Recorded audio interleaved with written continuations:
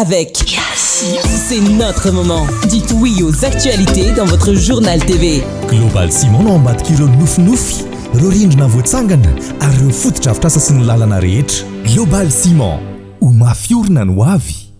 Manolotra anao ny vaovao.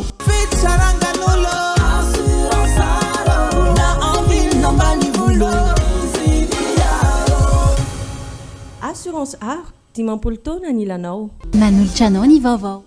Salama tompoko, tonga soe tamin'ny Pegasus e. Zahay dia mamokatra kidoro vita avy amin'ny mosy. Tena mateza, voanja fiafy. Manolotra anao ny vaovao.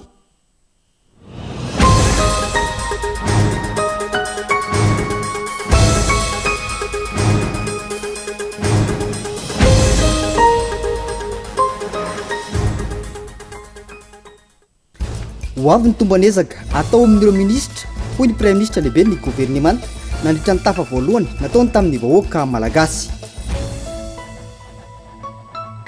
Anisan'ny nivoatra tamin'ny fandravonana ny dinika ara-piarahamonina tao Toliara ny olana mianjady amin'ny malagasy, ny zavatra andrasan'ny vonjimaiky sy ny laharam-pahamehana.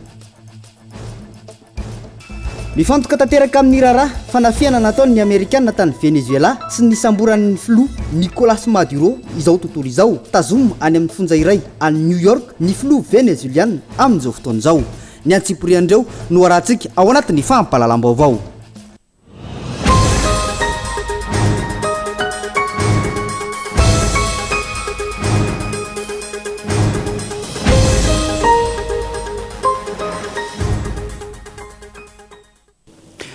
Alahady faefatra ny volana janoary taona 2024 manatitra ny arahaba tompoko lahy sy tompoko vavy manaraka ny fampahalalam-baovao ny Kolo TV amin'ny ity alina ity asainay ampanajana ianao anaraka ny fampahalalam-baovao hatramin'ny farany. Nomboantsika ny fampahalalam-baovao ary makasika ny resaka fitanterana anabakabaka nampanantena ny filohan'ny fanavaozana ny Repoblika ny Madagasikara androany fa arenina ny kompania mpitanterana anabakabaka Air Madagasikara nandritra ny fionany tamin'ireo mpiasa fionana izay efa ela no nandrasan'ireo mpiasa eo anivo ny Air Madagasikara satria efa ela izy ireo no niantsoantso ny anarenana ity kompania mpitanterana izay isan'ny rearea ny Madagasikara ity. Andeha rahantsika ny antsipriam-baovao mahakasika izay. Manam-panirina anarina ny Air Madagasikara ny filohan'ny fanavaozana ny Repoblika ny Madagasikara amin'izao fotoana izao araka ny fampitambavao voaka. Faniriko sy nofinofiko ny anarina ny Air Madagasikara ka amerina indray ny ampopirenena mahakasika azy io ho nambaran'ny filohan'ny fanavaozana ny Repoblika ny Madagasikara nandritra ny fionana androany fa efatra ny volana janoary taona 2024. Fa manomboka ny taona araka ny tatitra trany dia tsy akiandriandry ny filohan'ny fanavaozana ny Repoblika ny Madagasikara fa avy hatrany dia nandray ireo solotenan'ny mpiasan'ny Air Madagasikara. Tamin'izany fionana izany no niainony ny filoha ireo solotenan'ny mpiasa nanao tatitra taminy momba ireo olana rehetra mianjady amin'ity orinasa mpanjakana ity. Niarahan'ny rototana andinika ihany koa ny tokony ho vahaolana mifandraika amin'izany. Andrasana ny asa toy nyty fanarenana ny Air Madagasikara izay rearea ny Madagasikara ity indray. Lahavao makasika ny fitantanana ny firenena amin'izao fotoana ny fanavaozana izao ho avy ny tombanezaka atao amin'ireo ministra hoy ny premier ministre lehibe ny gouvernement nandritra ny tafa voalohany nataony tamin'ny vahoaka malagasy nandeha tamin'ny aina manjery maro nyainga teny amin'ny lapam-panjakana ny avoloha. Fotoana izay nanaovan'ny tatitra ny asa vita tao anatin'izay 2 volana izay sy ireo asa miandry ny gouvernement amin'izao fotoana izao. Andeha rahantsika ny antsipriam-baovao etiny onona saina. Hatramin'ny nahavoatendry azy ho premier ministre androany Rajonary Velery Tsalama no nisafidy ny anao dinika andatabatra boribory nanaovana tatitra ireo asa vita. Mpanao gazety solitena avy amin'ny GNZ Madagasikara no nametraka ny fanontaniana saika voaresaka ireo loha hevitra samihafa isan'izany ny tombanezaka atao amin'ireo ministra tsirairay. Lalakasa ny menany tsirairay dia ho avy ny tombanezaka ho ataon'ny fitoram-panjakana ambony zany hoe ny lehiben'ny fitoram-panjakana zany ny filohan'ny fanavaozana fa le tombanezaka any aminy no mijery ny tamberina andraikitra avaty amiko sy ny tombanezaka tsy manala ny tena koa amin'izany fa any aminy zay fa izaho kosa de tompon'andraikitra ny asa ataon'ny ministra ao zay nandrafitra ny gouvernementako. Manao ny ezaka rehetra ny fanjakana malagasy miaraka amin'ny OMS hifehezana ny fiparitahany ny aretina ny endran-dratsako. Ny fanjakana ny mandray an-tanana ny fijaboana tsy misy ahina ny fanafody. Isan'ny noresan'ny Prime Ministre lehibe ny gouvernemanta ihany koa ny momba ny toe-karena sy ny fandrarana, ny sosialim-bahoaka ary ireo asa ho tanterahany ny fitondrana fanavaozana amin'ny ity taona ity hanesorana ny Madagasikara anatin'ny lavaka mangitsokitsoko ny fahantrana. Vaindohan-draharaha amin'izany ny fampiarana ny tany tandalana. Ny ezahana zany zao dia mampanjaka ny lalàna ary lalàna ihany. Na iza tompon'andraikitra natomboka aminay dia tsisy tompon'andraikitra tsony tokony andraikitra ambony hoe taloha dia hoe eo amin'ny haute cour de justice no tsaraina. Zay no namoaka ny avi milaza fa raha mampiasa ny fahefana mihoatra ny voalaza ny lalàna sy ny lalam-panondrenana dia tsy any amin'ny haute cour de justice fa any amin'ny tribunaly tsotra ordinaire no andehanana. Na tonga ny etsy-bahoaka ny herinaratra tsy zarizary sy ny olana eo amin'ny fitsinjarana ny rano hita ny fototry ny olana efa misy ny vokatra mivaingana ary hotohizana izany hoy ny Prime Ministre. Voalohany aloha faminona rano ny aria andekaleka satria manana turbine telo tsika zay tokony manome any amin'ny 105 mégawatt zany amin'ny filana amin'ny ria zany. Fampivelarana ireo le hoe herinaratra azo avy amin'ny masoandro efa napetraka ireo dia misy groupe électrogène vidin'ny fanjakana hanampiana ny jirama tsara petraka fa ezaka manokany filohan'ny fanavaozana. Nisy ohatran'ny somary fifandresen-dahatra enjakenjana miaraka amin'ireo fournisseur amin'ny manana groupe électrogène amin'ny jirama na hoe IPP. Misy orinasa ray zany mametraka 10 mégawatt amin'ny jirama zany. Dia zao le anatin'le izy hoe na 0 na 2 na 6 na 8 na 10 dia 10 vidina 10 mekany aloha aminy. Dia fa miezaka amin'izany zay anova rafitra anova fomba fitantanana fa jerena daholo ny ministra tsirairay avy amin'io mampikaikaiky ny maro ny fahampitian'ny lalam-pirenena amin'izao fotoana indrindra ny lalam-pirenena faharoa sy ny fahafito manoloana io efa mandeha ny fanamboarana ary ametraka lamina vaovao ihany koa ny fitondrana fanavaozana. Mbola misy vola tao amin'le foroty efa nisy nampiasaindry zareo fa nisy ambony tao dia zao zany zay mametraka fepetra vaovao indray hoe alao tsy ny ao amin'ny trésor no mitatana le izy fa alao apetraka indray ny rafitra mba ny any amin'ny ministère pia koa afaka manao priorisation dia manaraka fepetra fa tsy maintsy appel d'offre ary atao appel d'offre mangarahara dia ny eritreretinay zany dia ametraka appel d'offre digitalisé.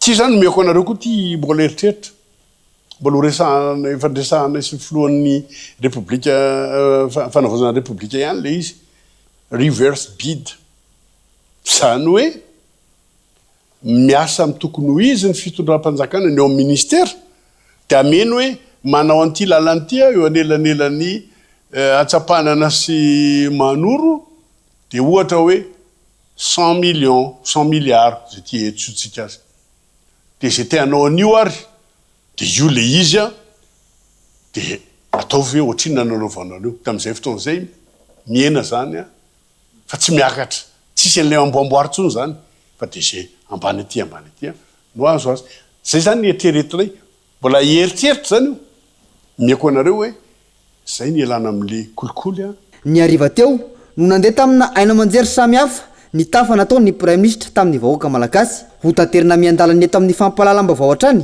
ireo vetikevitra hafa ankoatra ireo.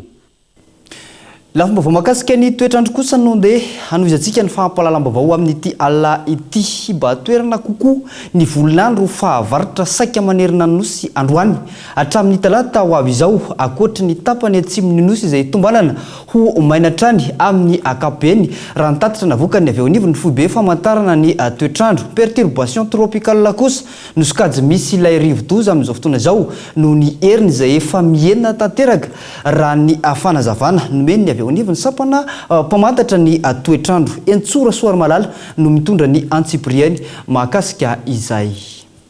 Mitoetra ny oram-baratra amin'ny faritra maro an'ny androany hitoera-pitso ary hitoy ny talata ho avy izao akoatra ny atsimon'ny Madagasikara izay tombanana ho maina tanteraka raha ny mahakasika ilay rivo-doza grande kosa dia efa miaina tanteraka ny heriny ary perturbation tropicale nosokajy misy azy amin'izao fotoana izao fampitandremana miloko mena ho an'ny Analanjorofo, Antsinanana, distrikt eny Ambatondrazaka, Moramanga, Anosibe-Anala. Anboatsika azy ny mahakasika an'ilay rivo-doza grande izay niaina tanteraka ny heriny ary perturbation tropicale ny sokajy misy azy amin'izao fotoana izao raha ny foibeny dia mandidina ny 1,7 sy 10 kilometatra atsinanana somary avaratra atsinanany Toamasina nisy ny foibeny 520 kilometatra isan'ora moa ny rivotra oentiny ary mahatratratra any amin'ny 80 kilometatra isan'ora kosa ny tafiotra miaraka aminy ny diany na ny lalany dia misotra miakandrefana hatrany izy ary mahafaka 7 kilometatra isan'ora tombanana ipahaka amin'ny morontsiraka voan'antsinan'i Madagasikara ny sisandraona miaraka amin'ity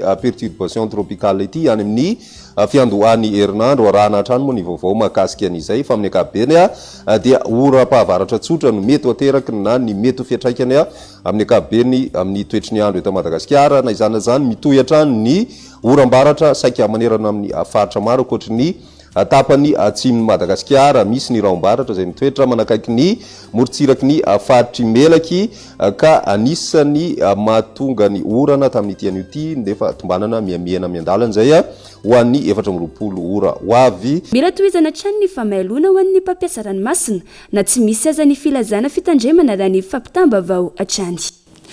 Lafombaovao mahakasika ny fiainam-pirenena no handeha hanoizantsika ny fahampahalalam-baovao. Anisan'ny nivoatra tamin'ny fandravonana ny dinika ara-piarahamonina tao Toliara ny olana mianjady amin'ny malagasy ny zavatra andrasana vonjimaika sy ny laharam-pahamehana nandritra ny dinika ihany koa nisy ny afatra ho an'ny solombam-baoaka voafidy tany antoerana ampitaina amin'ny tompon'andraikitra isan'ny tokony izany andeha ho rahantsika ny antsipriam-baovao mahakasika izay. Naravina tamin'ny herinandro lasa iny ireo atotan-kevitra nivoaka nandritra ny dinika ara-piarahamonina natao teto Toliara ny volana Novambra lasa teo ka nanaovana ireo mpiantsehatra toy ny fiarahamonim-pirenena, ny mpanao gazety, ny mpandraharaha, ny manampahefana eto an-toerana, ny mpisolovava, ny tanora mpitarika, ny olona manana fahasembanana ary ny fikambanan'ny vehivavy fanambarana. Tanjon'ity hetsika ity ny anolorana sosikevitra ivoahana amin'izao toedrara lalova ny firenena izao raha ny fanazavana. Maro ireo olona mianjady amin'ny olom-pirenena malagasy fa ny tena lehibe ny poitra nandritra ny fifanankalozan-kevitra dia ireto telo ireto. Ny voalohany ny fandikan-dalàna ataony ireo izay nomeny vahoaka fahefana. Ny faharoa ny faharatsian'ny fiainana andavanandro, fiakarany vidim-piainana, lalana simba tsy fandriam-pahalemana. Ny fahatelo ny tsy fisiany tondrotra mazava hivoana amin'izao olana izao. Ny tena andrasany olom-pirenena eto Toliara amin'ny manampahefana vonjimaika dia ireto: fametrahana tondrotra mazava hivoana amin'izao olana izao. Faharoa ny fiantohana marina ny fahalalana maneho hevitra sy ny fiarovana ny olom-pirenena. Ny fahatelo ny fiainany vidim-piainana. Ny fahaefatra fanamorana ny fisitrahan'ny olom-pirenena ny asa eny amin'ny sampandraharaha-panjakana eny ifotony. Ireo lahara-pahamehana 5 ny voalohany tokony atao mangarahara tanteraka ny fifidianana rehetra, ho avaozana mazava ny lisitry ny mpifidy, fanambarana mazava ny loharanom-bola ampiasaina amin'ny fampelezan-kevitra. Ny faharoa ny fanatsarana ny kalitaon'ny fampianarana, fampifanarana ny rafitra eny ambanivohitra sy ny andrenivohitra, fanamafisana ny fanaraha-maso ny mpampianatra. Ny fahatelo fampandrosoana ara-tsosialy sy fahaleovantena, ara-tsakafo. Ny fahaefatra ny fampahaleovantena ny tanora ara-toekarena. Ny fahadimy, fitondrana tsara tantana sy tany tandalana. Ankoatr'ireo dia nisy ihany koa ny hafatra manokana ho an'Andriamatoa sy Tenindrazana ny Haiko izay solombavam-bahoaka ny Madagasikara voafidy tato amin'ny distrika ny Toliara voalohany no sady filohan'ny antenimieram-pirenena ankehitriny izao hetsika izao izay ny mouvement jeunesse et ila fomba voiny ihany koa tompoko lahy sy tompom-bavy ny etsika amin'ny centre vetivety atao anatin'ny dokam-barotra etsika miampita any anatin'ny tapany faharoa ny fahampalalam-baovao amin'ity alina ity. Asainay ianao tsy saraka amin'ny fahampalalam-baovao ny Kôly TV.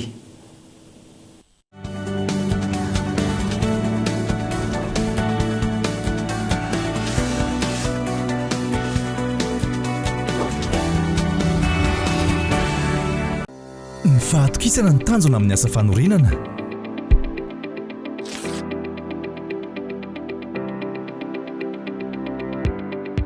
Dimy amby folo taona izay no nisehatra tamin'ny asa fanorenana. Ny atao hoe kalitao amiko dia izay mahafiorina sy maharitra. Hafa mihitsy ny Global Ciment satria mora ampiasaina, angampiasa izy ary mahafapo hatrano ny vokatra azo. Ny fanorenana trano dia tsy vita ny fananganana rindrina fotsiny ihany, fa fanatanterahana ireo nofy, fanomanana ny hoavy ary antoka sy lova ho an'ny taranaka. Feno fatokisana miaraka amin'ny Global Ciment, fantatro fa ho mafiorina ny tranonay. Ho an'ny fotodrafitr'asa rehetra ataonay dia Global Ciment ihany no atokisanay. Mety amin'ny asa rehetra, tsy miova ny kalitaony, mahomby hatrany, tena manaraka ny fenitra takiana.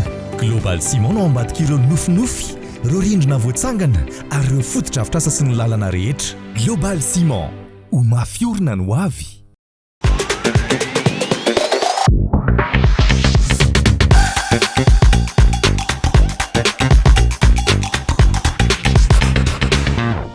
Yaourt brassé chocolé, Marie Thierry.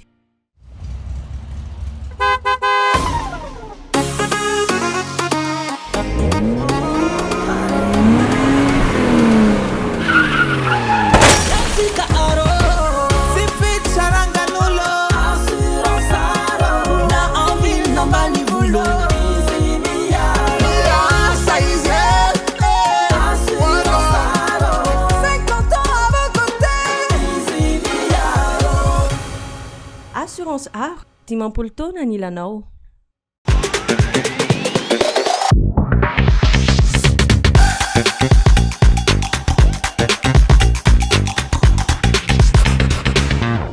Yaourt brassé chocolé, Marie Thierry. Tonga indray ity taom-baovao. Izaraina hiafaliana aminao, bebe coucou. Ampifandray anao amin'ireo olona akaiky anao. Naiza naiza, amin'ny fotoana rehetra. Zay atao miasa dia voninahitra ny ampiananao fotoana miavaka miaraka amin'ireo olona akaiky anao ka amin'ny taona 2024 ataovy hiasa. Ireo zava-baovao ara-teknôlôjia mampifanakaiky antsika.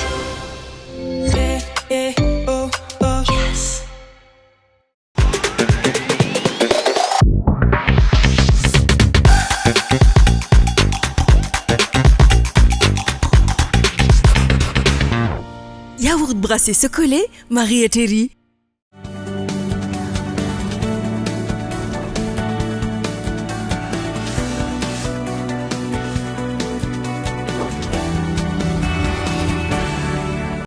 Dia mbola terina trano ny araba tompoko lahy sy tompoko vavy tsy misaraka amin'ny fampahalalam-baovao ny Kôly TV amin'ny ity alina ity. Andeha no izantsika ny fampahalalam-baovao ato anatin'ny tapany faharoa.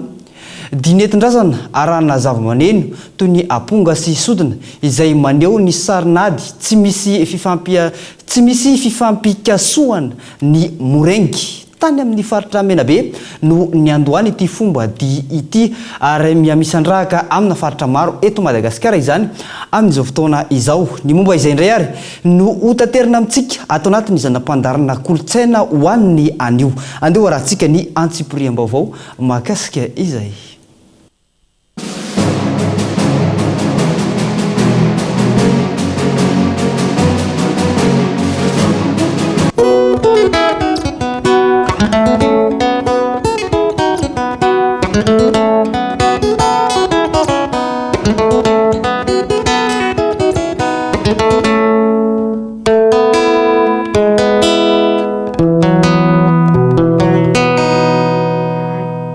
aty amin'ny faritsamena be antsimanjefa ny Madagasikara no ahitana karazana dia araina zava-maneno toy ny aponga sy ny sodina izay miendrika sarinady tsy mifampikasika izay antsoina hoe moraingy fonombola fahiny. Taty afara nefa lasa ny fampikasika tampoka lasa nanjary aihady ankehitriny isan'ny mampiavaka ny malagasy. Andao ary fantaritsika kely ny atao hoe moraingy sy ny toerana ny aviny. Ny atao hoe moraingy tsara ny manazavatsika ity am-pandroana fa ny moraingy dia kolotsaina avy aty amin'ny faritra Menabe ny poirany. Raha taty amin'ny faritra Menabe ny poiran'ny moraingy voalohany tamin'ny andro ny fahampanjaka mpanjaka Sakalava nandeha amin'ireo fahavalo hafa zay niadiany tagny ka nahazo fanjesena dia teo no mivoaka hoe ia no fanalolay tagny ary ia no naharesy agny ireto miaramila ny mpanjaka reto. Dia tamin'izay zany ny fampitsapa zany hoe ny fampitsapa tana nanao mouvement mialatsiny teny hoe démonstration fotsiny natao tagny hoe eo anatsiany vahoaka maro tamin'izay andro zay hoe ohatran'izao roa nataon'ireo fanalolay ireo tagny. Dia rehefa nandeha nefa le kolotsaina ao anatin'izay fampisehoan'ny mpanjaka zay dia ny fampikasoka zany hoe ny fampitsapa zany ny andaniny sy ny ankilany amin'ireo fanalolay ireo. Dia rehefa teo ny jereny hoe nga mety tamin'izay mpanjaka io ny raha igny fa ny fampikasoka nefa tamin'ny taloha tsy mivava fa démonstration fotsiny natao ny fampirahategna avao zany.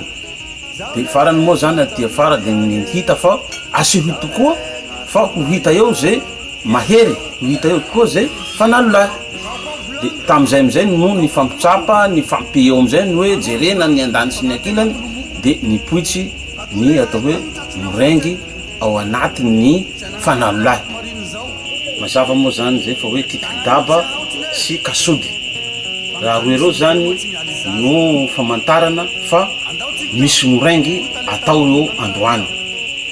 Dia ireo zava-maneno ireo no andesy manaingo na manambara ny vahoaky aby fa hisy moraingy androany ary igny no andesin'ireo fanalolay ireo tanora maromaro anatin'izay andany sy ny ankilany mihodikodiky na manariary zay moa zany tena fiteny azy hoe magnariary io fivoan'le mpititiky daba nivo dia manodidina azy zany le fanalolay zay mandray anjara anatin'ny moraingy. Ao anatiny zay fampiasana daba sy kasody igny titiky daba sy kasody igny no midika fa kolotsaina ny moraingy ao anatin'izay zavatry zay no nipoirany ary zay no nafehezany hoe fisa nampalaza ny Menabe ny moraingy tamin'ny tany am-boalohany.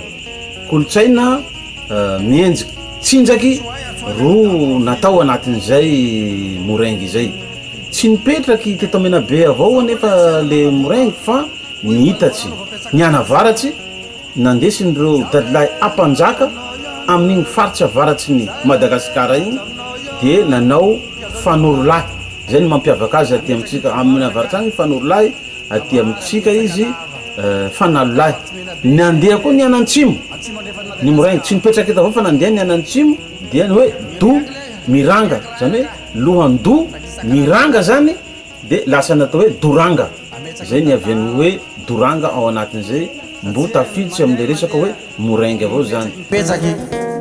Apetraky ny mabola olovainy zazafara izaho tale ankehitriny samy manana ny fomba fiadiny ny faritra tsirairay eto a Madagasikara. Ao ny manafangaro azy amin'ny ady vahiny, ao ihany koa ny mbola mitsanjaka ny ady nentim-paharazana. Raha aty amin'ny faritra Menabe manokana efa tsy hita firy ny aihady moraingy noho ny antony maro samihafa. Manolo volagny fagnaty agnaty lomoko.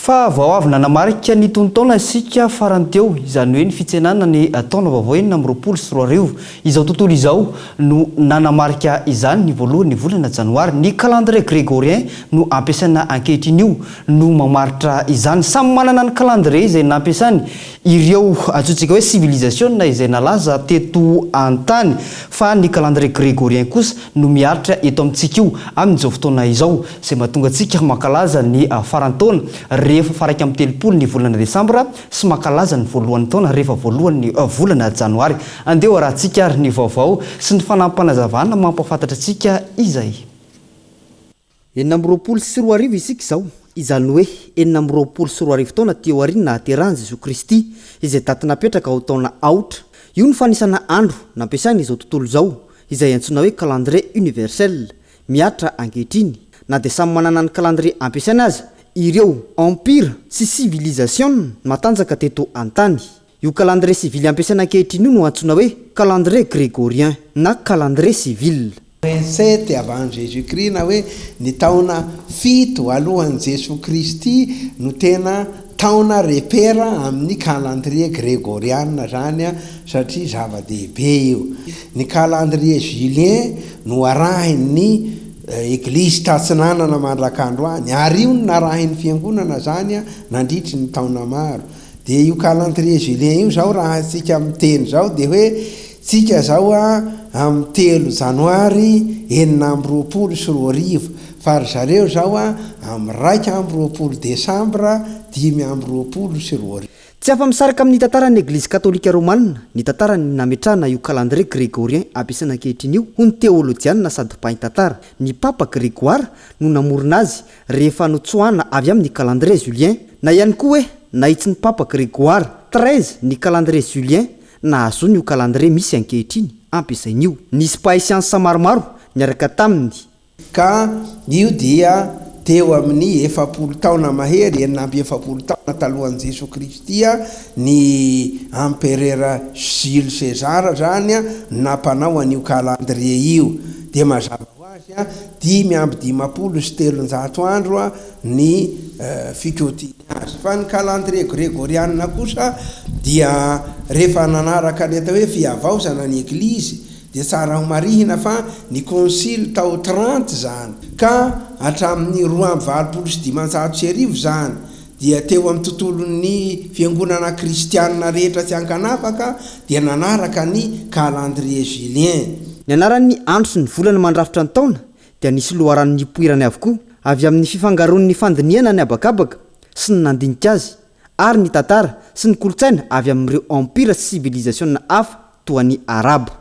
ny calendrier julien nefa rehefa nivoatra ny atao hoe zany astronomie nampiasaina izy io rehefa no amarin'ny manampahaizana fa mifameno ara-tsiantifika ny firafitry ny fihodinany tany amin'ny masoandro nametrahana ny taona sy ny volana ary ny andro ny fihodinany tany amin'ny tenany mamaritra ny ora sy ny minitra ary ny sekondra izy io no manaraka kaiky kokoa ny alavan'ny taona tena izy 570 faingo 224 andro manitsy ny aditsony ny calendrier julien teo aloha tsy mifanaraka intsony amin'ny vanim-potoana na ny saison tamin'ny vanim-potoana ny fanjanahantany dia nampidirin'ny Europeanina taty Afrika, Azia, Amerika ity calendrier ity lasa io calendrier io no arahan'ny fiainitry ny varotra sy ny asa ny lalàna arahantsika mandraka ankehitriny fantatry ny rehetra amin'ny antsoina hoe calendrier commercial ny 4 février 2:25 dia namoaka taratasy ny papa ka ny astronome jésuita mathématicien no nanampy an'ny papa Grégoire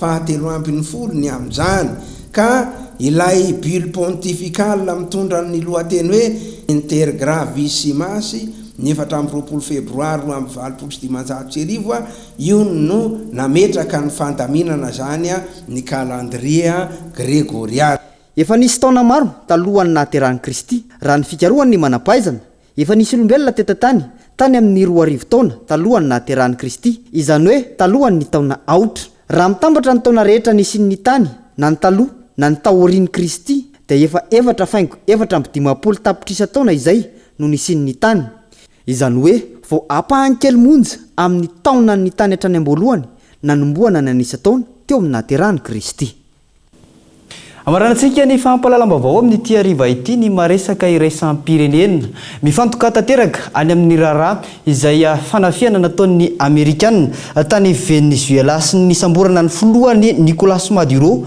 izao tontolo izao amin'izao fotoana izao tazomina any amin'ny fonja iray any New York ny filoha venezueliana raha ny vaovao izay azo ny filoha lefitry ny fitondrana ao Venezuela kosa no nanao fianianana androany hitantana vonjy maika ny firenena amin'ny mahafiloha mpisoloterina azy nilaza fa vonina tsy anaiky izay tiany Donald Trump atao nidina andalambe nanao fety ireo mpanohatra ny fitondrana Maduro tao Venezuela manoloana izao ny samborany amerikana azy izao nanameloka ny fihetsiky ny amerikana kosa i Russie, Chine, Iran, Brésil ary Colombie, Mexique ary Chili raha tokosa kanisany firenena hafa izay isany nankasitraka izany.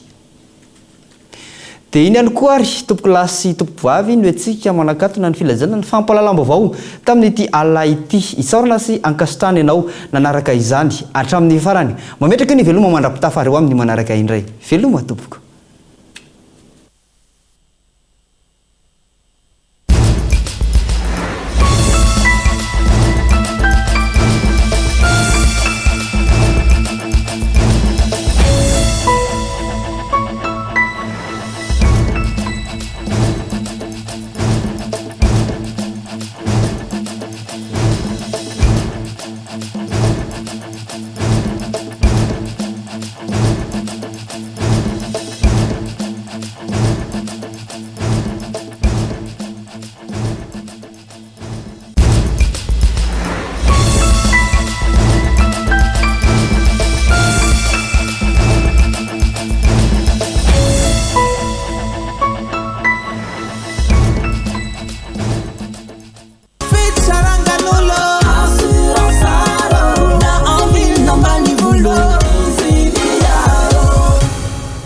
Assurance Art, dimampolo taona ny ilanao. Za présenté Niva Global Ciment no ambadika ireo nofinofy ireo rindrina voatsangana ary ireo fotodrafitrasa sy ny lalana rehetra. Global Ciment ho mafiorina no avy.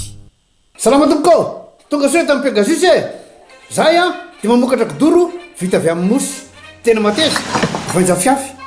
Za présenté Niva avec Yassi. C'est notre moment. Dites oui aux actualités dans votre journal TV.